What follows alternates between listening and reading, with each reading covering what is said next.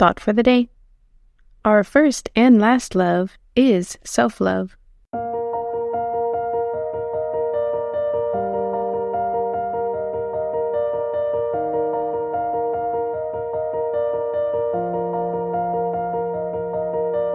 Welcome to 7 Minutes for Yourself.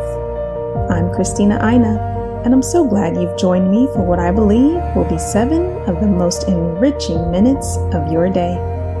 Let's take this time to reconnect with ourselves and improve our well-being.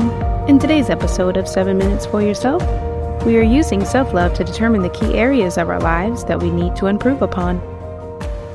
Have a listen.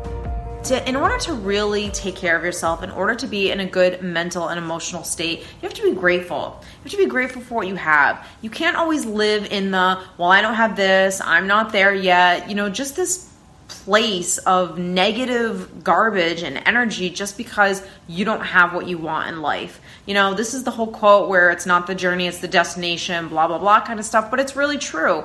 I believe that it's important to always be wanting more for yourself, right? Like want more for yourself, want a bigger house, want a better car, want to, get a degree, want to have the job that you've always wanted. But in the midst of getting to where you would like to be right now, you also have to enjoy where you are, because you have no control over life, and you can't control getting to that place as quickly as you want to get there. So in the midst of this ride that you're on, you might as well have a good time. And so for me, having a good time is being grateful, is practicing gratitude as much as you possibly can, thinking about all the things, all the people, all the opportunities, everything that you have in your life right now that someone else would die to have. And I think that, and just being happy with where you are look at that beam of light, just like came in. It was like, the heavens are 100% agreeing with me.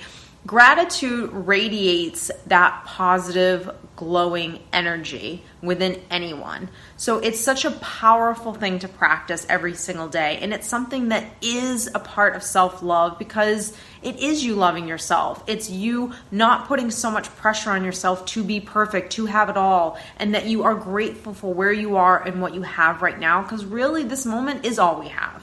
So the next thing is, don't attach to every thought that you have. And I talk about this so much throughout this channel, is attaching to when we begin to attach to our thoughts, every thought that we have, hello anxiety, hello stress, hello fear, hello panic attacks, hello depression.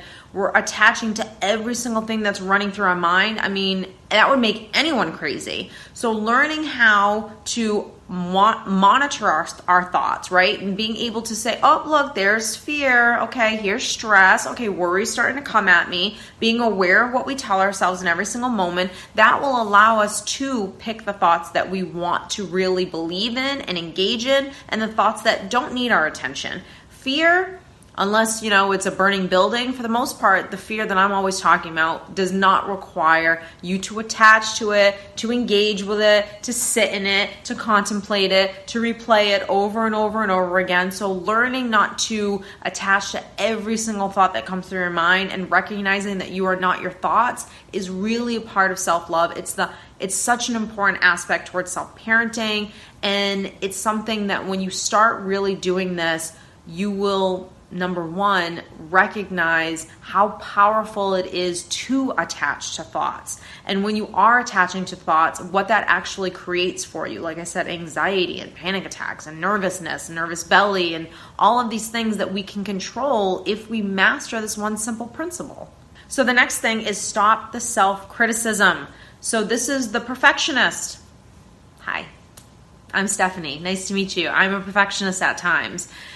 This is the inner critic of, I got to do this the right way. I got to do this perfect. I have to give this. I have to be everything. I'm not good enough. I'm not thin enough. I'm not pretty enough. I'm not smart enough. I'm not going to pass this test. Like all of that negative garbage that we tell ourselves day in and day out. Are we going to continue to say those things to ourselves even if we begin to have self-awareness? Probably, because you have an ego and you do have wounds and you have things within yourself that most likely these are things that it is a life journey to practice. Self-development is a life journey, and learning these things while you can heal wounds and they become faint, sometimes the scars of a wound are just always going to be with you. And it's about learning life skills in order to deal with that scar that, might bleed every now and then, because that's the ups and downs of life. The next thing is taking care of our bodies. And again, this is basic stuff, but let's be really honest with ourselves. I'm sure there are some of you out there that are like, I eat very well, I exercise regularly and all that stuff, and that's great, amazing. This is not the area of self-love that you probably need to tend to. But there are a lot of others that don't focus on our diets, that are not aware of the foods that we're putting in our bodies. And physical exercise and nutrition is absolutely, it's just important. It's basic, right? We know this. We know that sugar is bad for us. We know that overindulging in something isn't good enough, isn't good for ourselves. So learning how to take care of our bodies better and really making it a point, just make it a point to do it every single day, to eat a little bit more of the things that you should be eating, to maybe stay away from something that you should be staying away from. If there are addictions involved, sugar is definitely something that you can be addicted to.